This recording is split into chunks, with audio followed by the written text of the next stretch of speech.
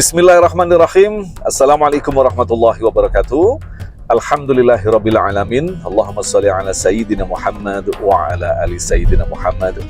Senang sekali saya bisa menjumpai Anda kembali dalam channel Ulama Bicara. Kalau dalam episode yang lalu kita sempat mendiskusikan dan mendengarkan nasihat-nasihat dari guru kita Kiai Haji Haris Hakam berkaitan dengan fenomena spirit doll, dan pada saat itu beliau juga telah menjelaskan kepada kita sedikit tentang sejarah hadirnya spirit doll atau boneka arwah yang sesungguhnya kasus ini sesungguhnya pernah terjadi pada umat-umat terdahulu dan sekarang hadir dalam kemasan yang baru, atau beliau menyebutnya kesyirikan dalam model baru. Nah, di episode kali ini saya akan menuju ke pesantren Ummul Qura atau yang biasa juga dikenal dengan Padepokan Sunan Kalijogo dalam binaan guru kita Kiai Haji Syarif Rahmat. Kita akan mendengarkan paparan beliau bagaimanakah sesungguhnya batasan-batasan manusia bisa berkolaborasi dengan makhluk jin. Tentu saja Anda ingin mendengarkan bagaimanakah kita semestinya berhubungan dengan makhluk jin? Tetaplah bersama kami, Ulama Bicara.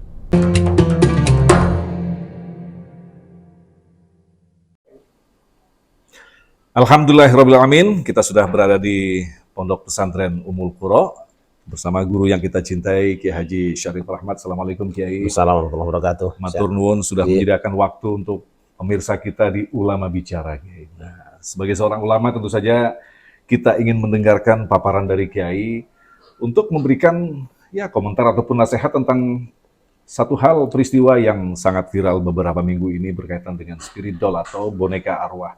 Tapi dalam dialog ini kita nanti akan lebarkan dalam aspek hubungan manusia dengan makhluk yang bernama jin. Ini kan sempat menjadi kontroversi. Ada yang bilang dilarang sama sekali. Padahal kita ini tidak mau menerima atau tidak menerima, kita berada di tengah-tengah dua dunia yang hidup bersama.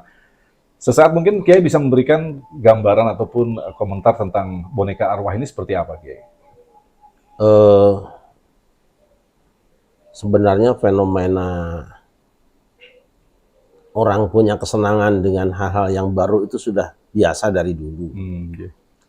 Dan biasanya kalau baru itu orang senang, tetapi juga kontroversial. Dulu pernah terjadi pada zamannya Nabi Musa. Itu karena ada seseorang yang namanya Samiri bisa membuat patung anak sapi, lalu patungnya itu bisa mengeluarkan suara. Sebetulnya bukan ngomong lah, cuma keluar ada suara gitu. Orang-orang kan gumun, kaget. Nah, dari kekagetan, dari kegumunan itu kemudian ketika Samiri sebagai produsen boneka tadi mengatakan hadza ilahukum wa ilahu Musa, ini Tuhan kamu dan Tuhan Musa, orang-orang percaya. Percaya, lalu mereka akifina, i'tikaf, situ duduk. Secara kebetulan juga saat itu Musa sedang tidak ada di tempat karena ada perpanjangan lokakarya dengan Tuhan di Bukit Tursina itu. Yang harusnya 30 hari kemudian jadi 40 hari. Masa perpanjangan seorang pemimpin yang putus komunikasi dengan rakyatnya memang berbahaya. Karena memang pemimpin harus komunikatif toh. Betul. Saat itu tidak ada handphone, tidak ada apa-apa, kan kesulitan komunikasi. Nah, biasanya kalau seorang pemimpin itu tidak komunikasi dengan rakyatnya akan menimbulkan sangka yang buruk. Maka rakyat akan mengambil sikap yang baru, alternatif yang dianggap lebih real. Nah, mereka menyembah. Sebetulnya bukan sujud, bukan nyembah, duduk saja. Ketungkul kalau bahasa kita, ketungkul. Oh, konteksnya itu duduk saja. Duduk. Mereka juga sadar masuk sapi aja disembah. Iya. Ketika Nabi Musa pulang, kaget. Ditarik jenggotnya Harun. Harun kan jenggotnya panjang. Karena memang jenggotnya banyak gitu. Dipanjangin. Nah, kata Nabi Harun, aku tuh hampir dibunuh Musa itu. Hampir dibunuh. Yang aku ngelarang dia, udah capek aku ngomong. Ini memang susah nih orang, memang sudah zamannya, sudah hobinya dilarang-larang nggak mungkin ya. Teknologi kan begitu. Tidak mungkin orang menolak kedatangan teknologi kan, tapi harus dilokalisir saja bagaimana caranya teknologi itu tidak dipertuhankan. Tapi saat itu karena dianggap istimewa, lalu dipertuhankan, iya aja ilahi. Itu seperti itu. Nah, akhirnya si Samirinya itu dikutuk, disumpah sampai dia punya penyakit yang lebih berbahaya dari corona dan omikron. Bahaya karena kalau lamisas kalau disentuh orang sakit. Saya tidak tahu sekarang sakitnya lepra atau apa kalau sekarang sih. Kalau disentuh orang sakit gitu. Jadi orang nggak nyentuh dia lagi. Dengan bahasa lain dia dikucilkan dan si patung sapinya itu sendiri dibakar, debunya, abunya dilarung ke laut. Jadi istilah larung sudah ada. Sudah ada. Jadi dilarung bukan untuk ngasih Nyi Roh Kidul, tapi untuk membuang gitu karena itu kan musibah. Betul. Nah sebenarnya apa yang terjadi dengan Spirit doll itu, boneka saya bilangnya spirit doll lah gitu. Karena dia datang tepat waktu. Datang tepat waktu. Siapapun yang datang tepat waktu jadi fenomena dan pasti dia akan memiliki nilai lebih dari yang lain. Karena manusia sekarang tuh siapa sih yang tidak stres ya? Saya sampaikan itu sudah selama ini sampai stres. Bayangkan 2 tahun lebih corona kan membuat orang yang biasanya jalan-jalan bebas, jadi tertutup, bisnis juga susah, semuanya susah. Nah, hanya orang-orang yang selama ini memang terbiasa dengan latihan kesabaran yang tidak akan stres. Nah, saya katakan tingkat stres itu kan bertingkat-tingkat. Ya. Nah, orang yang pada tingkat tinggi tentu akan berbeda dengan perilaku orang yang stresnya masih biasa-biasa rendah-rendah gitu. Dia berbeda lah. Tapi ketika manusia itu menganggap bahwa ada makhluk lebih mulia dari dirinya, itu sudah bagian dari stres.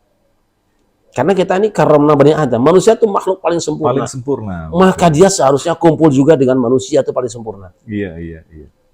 Nah, dalam konteks stres tadi, saya menekankan pada konteks stres tadi, artinya ketika orang stres maka muncullah perilaku-perilaku yang kita sendiri tidak bisa memperkirakan bahwa akan muncul boneka, spirit doll atau apapun. Itu maksudnya untuk apa ketika dia dalam tanda petik memelihara spirit doll? Apa kaitannya dengan stres itu, Jay? Orang itu kan tidak betah dengan kondisi stres. Stres itu obatnya adalah hiburan. Sesuatu yang membuat dia gembira, dia akan ambil. Maka saat itu masing-masing orang akan mencari jalan keluar yang diyakini akan bisa menyembuhkan dia dari stresnya. Macam pelepasan stres. Ya, betul, menghilangkan stresnya itu. Nah, dengan caranya sendiri-sendiri, sebetulnya sekarang bukan cuma spirit doll ya, ada yang lain-lain juga ada banyak sekali. Pengobatan alternatif jiwa stres itu banyak sekali sekarang. Cuma mungkin yang menonjol ini karena kebetulan juga yang perilakunya tuh artis ya.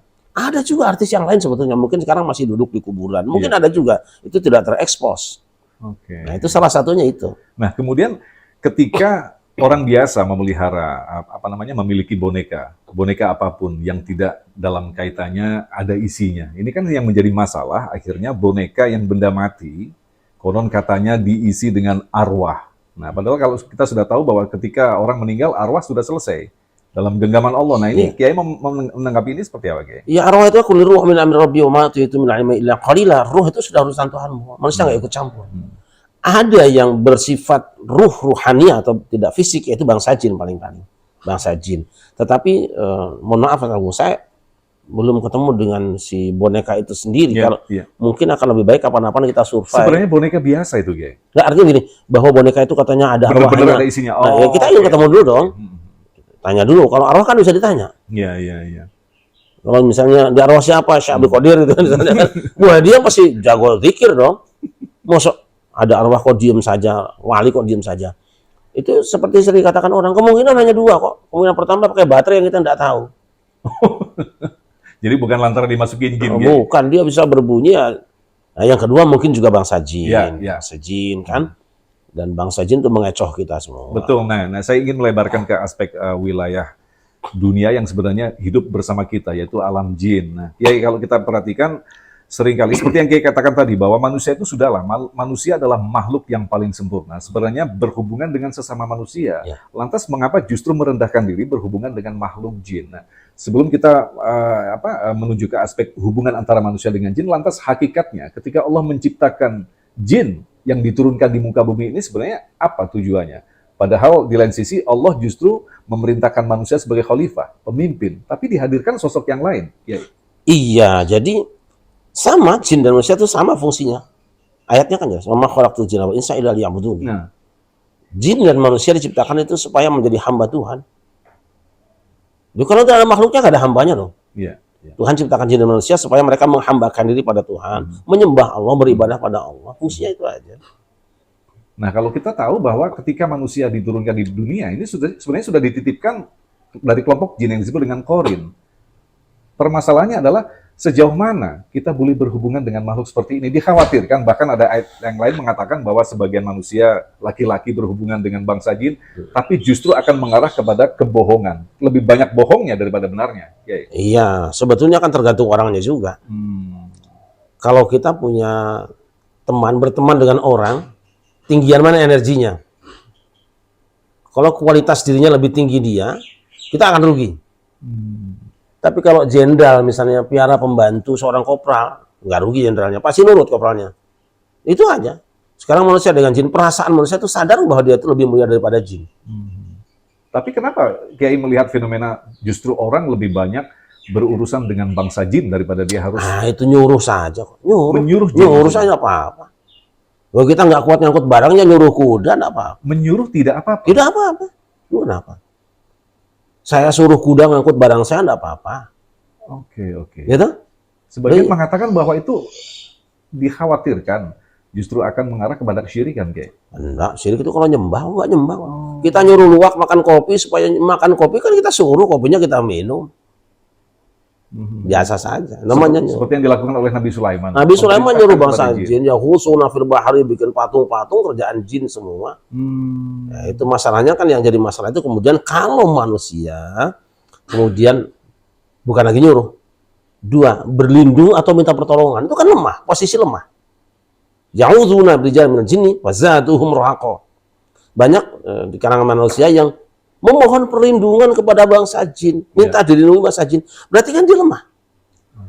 Dalam keadaan lemah, perasaan lemah, dia akan nurut dengan apa pesan jin. Aku akan lindungi panjenengan, tapi aku minta ini syarat. Seperti ketika kita naik ke atas gunung, kita malah nuwun sewu kepada mbah yang ada di situ. Tidak malah meminta perlindungan kepada Allah, begitu, Kiai? Kalau nuwun sewu permisi pamit, tidak apa-apa, namanya makhluk kan, sopan lah, derek langkung. Tapi jangan menghinakan diri kayak orang di Indonesia suka ngomong, punten anak babi mau lewat, demen usok anak babi. Gimana? Nah, kalau kita menyuruh kan artinya kita memposisikan bangsa jin ini seperti pembantu kita. Nah, artinya nggak mungkin lah kita mendatangkan seorang pembantu tanpa kita gaji. Akhirnya kan tetap terjadi transaksi, ya. Kita suruh, kita kasih makan. Ini bukankah sesuatu, ya mohon maaf mungkin dengan keterbatasan ilmu saya, sesuatu yang sangat sensitif sekali. Beresiko sekali, ya. Tergantung saja. Tergantung. Yang diminta apa. Sekarang pembantu datang ke rumah kita minta dibayar duit, ya silahkan. Tapi kalau minta dibayar kehormatan istri kita, enggak dong. Gitu. Iya. Tapi kan kebanyakan begini, Kiai, ketika kita berhubungan dengan alam jin, itu ketika ada semacam kontrak yang sudah selesai, tapi ternyata menurut mereka belum selesai. Ini sayangnya adalah sampai ke keturunan-keturunan kita ketika kita sudah meninggal. Ini akhirnya muncullah orang yang mencoba untuk meru'yah jin nasab atau lain sebagainya, begitu, Kiai? Ada memang orang-orang yang terikat kontrak dengan jin fasik, jin kafir. Jadi mereka misalnya mengorbankan anak turunannya, siap diperhamba oleh mereka, asal sekarang saya diberi kesaktian, diberi kekuatan, diberi kekayaan gitu kan. Itu kontraknya itu ya seanak putunya, ada seperti itu. Dulu ada teman kita di daerah sini di Limo itu yang datang ke sini ngobrol, beliau tuh di sini ada sisiknya. Sisik ikan. Anaknya juga ada. Lalu beliau mengatakan ini kalau tidak salah adalah perjanjian leluhur saya dulu. Sampai menikmati. Ya enggak lah, malu katanya. Selesaikan. Stop. Kalau saja jinnya itu ada, bisa dikomunikasikan, ya kontraknya stop. Kalau macam-macam lawan aja jinnya. Masa nggak berani sama jin? Nah, ini kan tidak semua orang memiliki kemampuan dan ilmu seperti itu, Kiai. Kadang-kadang kita bermain-main dengan alam jin, tapi kita kadar ilmunya itu sangat tipis sekali. Sehingga pada akhirnya kita justru diperbudak oleh bangsa jin, Kiai. Maka penyadaran kita tentang harga diri manusia itu harus terus dilakukan, Kita ini mulia, lebih mulia dari jin. Oh, dia badan aja nggak punya, baju aja nggak punya kok. Masa kita kalah lebih rendah dari itu? Kita ini makhluk yang diciptakan terakhir sama Allah. Manusia itu makhluk yang diciptakan Allah pada hari Jumat sore bar asar, kalau bahasa hadisnya begitu. Makhluk terakhir. Jin itu sudah lama, dia sudah makhluk ya produk jadul lah, barang jadul kan. Kita nih barang branded yang baru, kita nih manusia itu. barang baru kok fasilitasnya kalah dengan barang jadul. Itu sadarkan betul, kamu lebih mulia, lebih hebat dari jin. Masalah ketauhidan di sini. Ketauhidan. Yang bilang begitu yang menciptakan kamu, jangan kamu kemudian merasa lebih hina dari jin. Dawuhku Gusti Allah. Gusti Allah bilang kamu lebih mulia dari jin. Nah, kalau Kiai melihat fenomena saat ini ketika Kiai tadi mengatakan bahwa kita tingkat dalam stres tingkat tertentu begitu, akhirnya kita justru merendahkan diri berhubungan dengan alam jin. Kiai melihatnya ini fenomena seperti apa, Kiai? Ya kerusakan. Saya tidak tahu kalau ada orang yang memposisikan diri lebih rendah daripada sesama manusia, kan tidak layak disebut manusia. Itu tidak layak disebut manusia. Kalau manusia dia lebih mulia dari yang lain, bahkan dari malaikat. Ada yang mengatakan lebih mulia dari malaikat, terutama para nabi kan, karena malaikat tidak punya fisik seperti kita. Tapi kalau ada orang yang merendahkan diri dengan makhluk apapun juga, berarti kelas dia hanya sekelas itu, tidak lebih dari itu.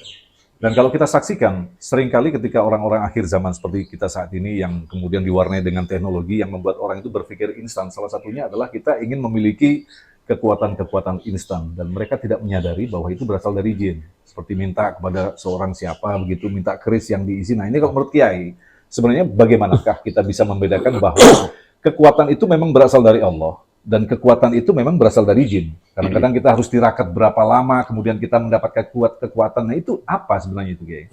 Pada benda-benda Allah bisa saja meletakkan berkahnya.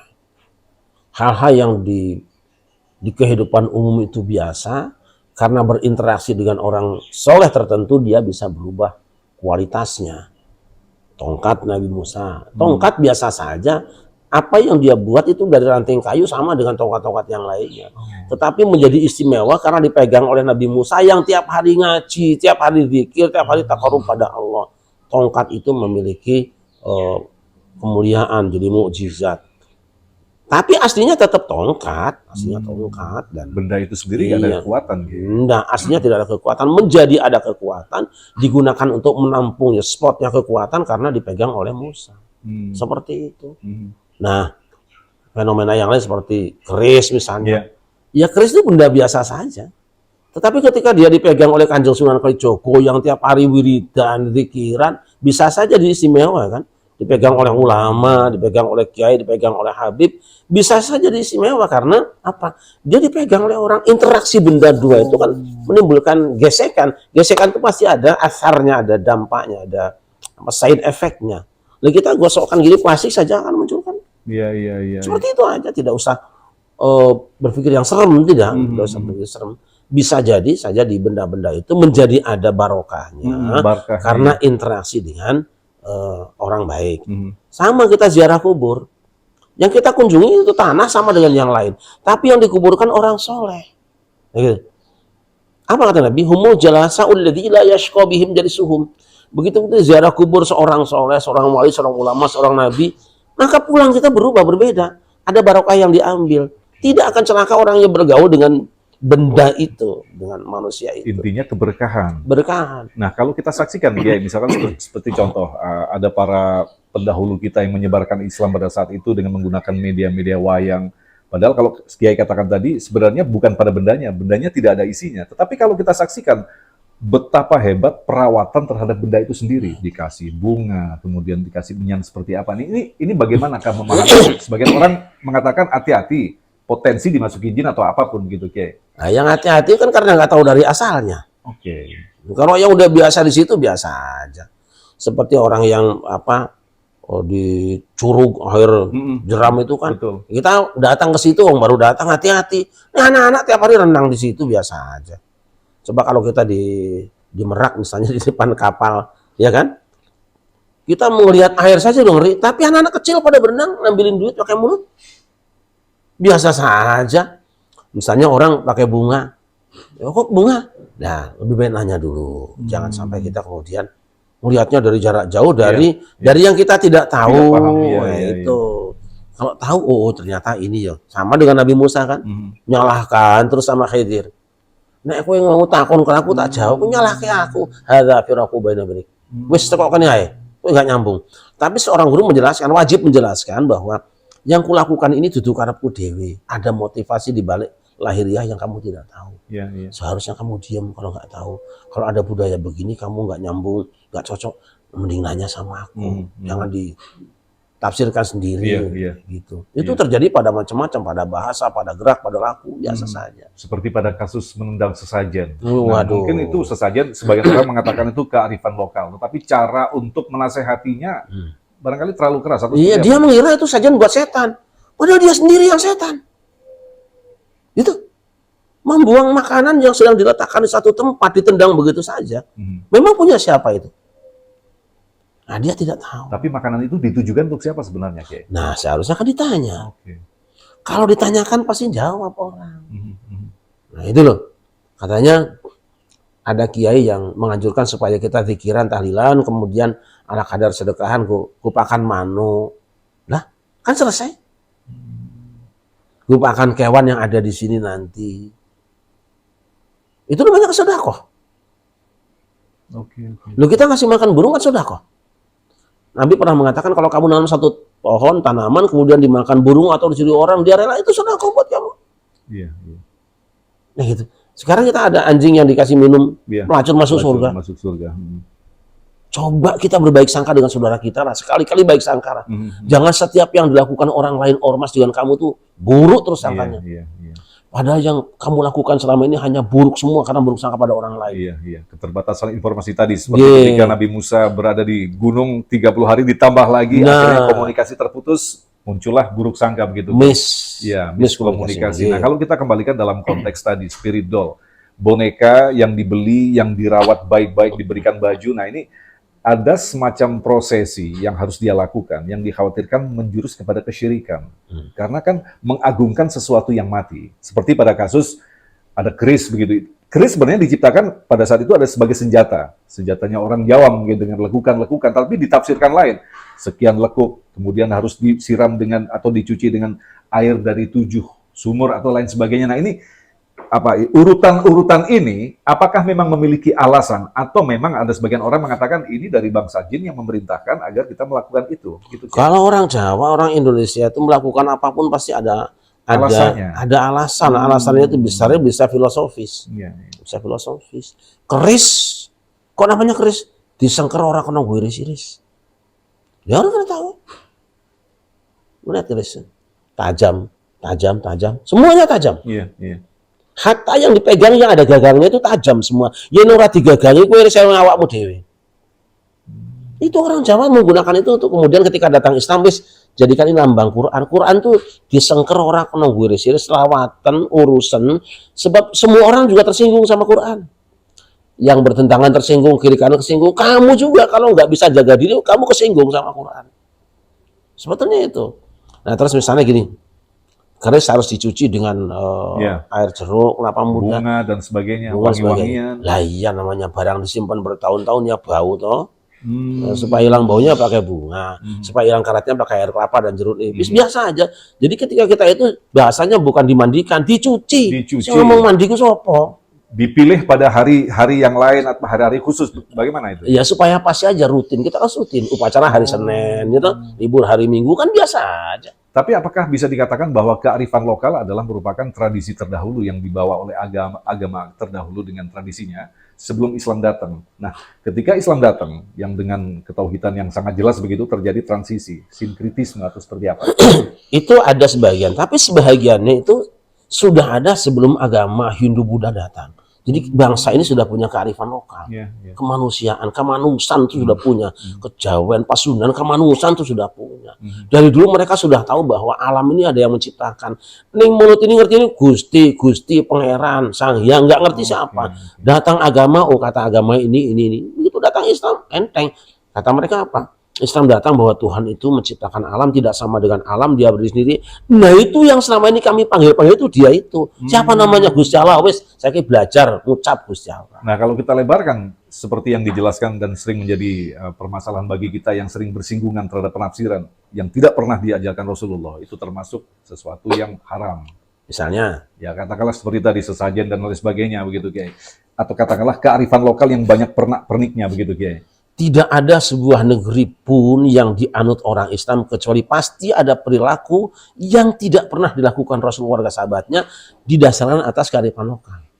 Manusia itu sudah punya budaya, punya tradisi, punya kebiasaan yang hidup di tengah masyarakat sebelum Islam datang ke situ. Sebelum Islam yang dibawa Nabi Muhammad datang ke situ. Dan Islam datang itu rahmatan lil alamin. Iya, iya. Rahmatan lil alamin itu apa sih?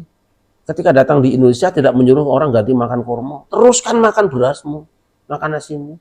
Datang ke daerah barat, teruskan makan rotimu. Tetapi cara makannya, ukuran makannya, kemudian bagaimana berbagi makan dengan yang lain itu diatur oleh Islam. Biasa saja, nggak ada masalah.